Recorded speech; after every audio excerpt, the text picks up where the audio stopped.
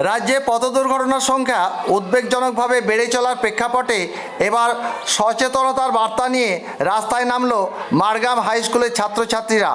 পশ্চিমবঙ্গ সরকারের পক্ষ থেকে লাগাতার প্রচার চালানোর পরেও মানুষের অসচেতনতার একের পর এক দুর্ঘটনা ঘটে চলেছে।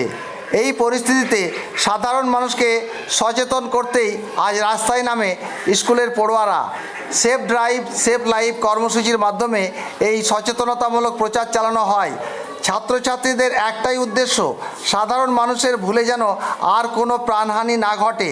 এদিনের কর্মসূচিতে পড়ুয়াদের সহযোগিতা করেন মারগ্রাম থানার ওসি জাহিদুল ইসলাম এবং রামপুরহাট ট্রাফিক ওসি গৌতম মণ্ডল।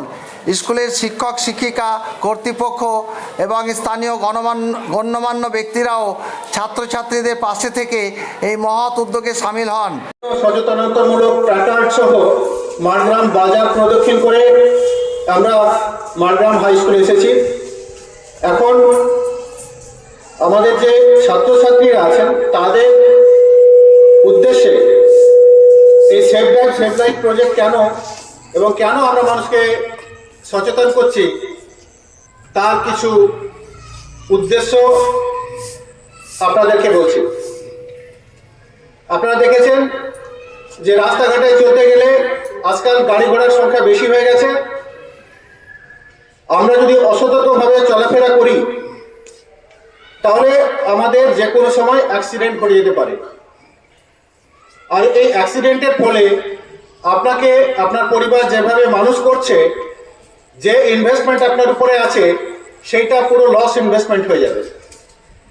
একটা ছাত্রকে পড়াশোনা করে বড় করে মানুষ করলাম, সে যখন কর্মের উপযোগী হচ্ছে তখন দেখা যাচ্ছে যে হঠাৎ করে তার অ্যাক্সিডেন্টে মারা যাবে।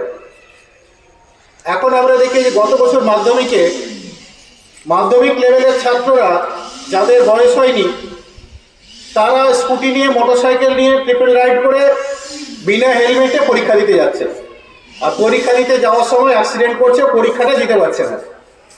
তো এটা কি কাম্য? এটা হলে পরে ওই যে স্টুডেন্ট আজকে ক্লাস 1 থেকে 10 পর্যন্ত পড়াশোনা করার পরে পরীক্ষার দিনে, মাধ্যমিক পরীক্ষার দিনে গিয়ে যদি অ্যাক্সিডেন্ট করে, আমি ছাত্রছাত্রীদের বলবো আপনাদের যখন বয়স হবে 18+ হলে আপনারা ড্রাইভিং লাইসেন্স পাবেন, তখনই আপনারা ব্যবহার করবেন। এবারে যদি কোনো মাইনর ছেলে গাড়ি চালায় তাহলে তার এগেস্টে, তার বাবার এগেস্টে প্রসিকিউশন হলে তার ফাইন আছে 25,000 টাকা। এমন ছেলে আছে হয়তো বাবা শখ করে গাড়ি কিনে দিচ্ছে, বা বাবার অজান্তে আপনারা করছেন কি কোন রকম ভাবে চালানো শিখে গেছেন, গাড়িটা নিয়ে বেরিয়ে পড়লেন, তারপরে সেই গাড়ি যদি পুলিশে ধরে তাহলে তার আপনার বাবার এগেস্টে বা গাড়ির মালিক যিনি আছেন ওনার, তার এগেস্টে প্রসিকিউশন হবে, তার ফাইন হচ্ছে 25,000 টাকা। কদিন আগে আপনারা দেখেছেন নিহার ওখানটায় সম্ভবত সন্তোষপুর স্কুলের ছাত্র, বাড়ি হচ্ছে বালসা, সেই ছেলে বাবার স্কুটি নিয়ে, বাবা হচ্ছে কোয়াক ডাক্তার, ছেলে স্কুটি নিয়ে বেরিয়ে পড়েছে, স্কুটি নিয়ে স্কুলে যাচ্ছে। স্কুলে যেতে গিয়ে আর এক বন্ধু বাইসাইকেলে যাচ্ছে, তাকে হাতে করে সাপোর্ট দিয়ে নিয়ে যাচ্ছে যে আমি স্কুটি চালাচ্ছি, চল ধরে তোকে প্যাডেল করতে হবে না।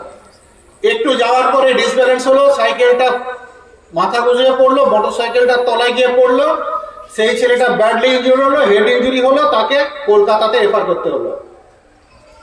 এবারে তার ট্রিটমেন্ট খরচ, আচ্ছা ট্রিটমেন্ট খরচ যা হলো, আমরা তো ভাবলাম যে ছেলের আহত পরিস্থিতি আরো খারাপ হবে। আলটিমেট আমরা ওখানে একটা মামলা করলাম, ওই মামলাতে ওকে যা বেল নিতে হলো, কিন্তু মাইনরকে গাড়ি চালাতে দিয়েছে বলে তার 25,000 টাকা ফাইন। স্কুল কর্তৃপক্ষের পক্ষ থেকে জানানো হয়, যুব সমাজের এই উদ্যোগ অত্যন্ত প্রশংসনীয়। শুধু ক্লাসরুমের পড়াশুনো নয়, সমাজের প্রতিও তাদের দায়িত্ববোধ রয়েছে, যা এই কর্মসূচির মাধ্যমে প্রমাণিত। পথে নেমে ছাত্রছাত্রীরা পথ নিরাপত্তা সংক্রান্ত বিভিন্ন বার্তা ও প্ল্যাকার্ড প্রদর্শন করে সাধারণ মানুষকে সতর্ক করেন। তাদের মূল বার্তা ছিল ট্রাফিক আইন মেনে চলুন এবং সচেতনতার সঙ্গে গাড়ি চালান। প্রশাসনের কর্তা ব্যক্তিরা আশা প্রকাশ করেছেন যে এই ধরনের প্রচার সাধারণ মানুষের মধ্যে ইতিবাচক পরিবর্তন আনতে সাহায্য করবে। এখান থেকে বাইরেও যেতে হয় আমাদেরকে, রামপুরহাটেও যেতে হয়, হয়তো টিউশনি পড়তে যেতে হয় এখান থেকে। ওটা টাউন, একটা সাব ডিভিশন টাউন, ওখানে আরও গাড়ির প্রচুর জ্যাম ওখানে থাকে গাড়ির। সেগুলো রাস্তাগুলো পারাপার দেখাশোনা করে পারাপার হতে হবে, দেখে শুনে।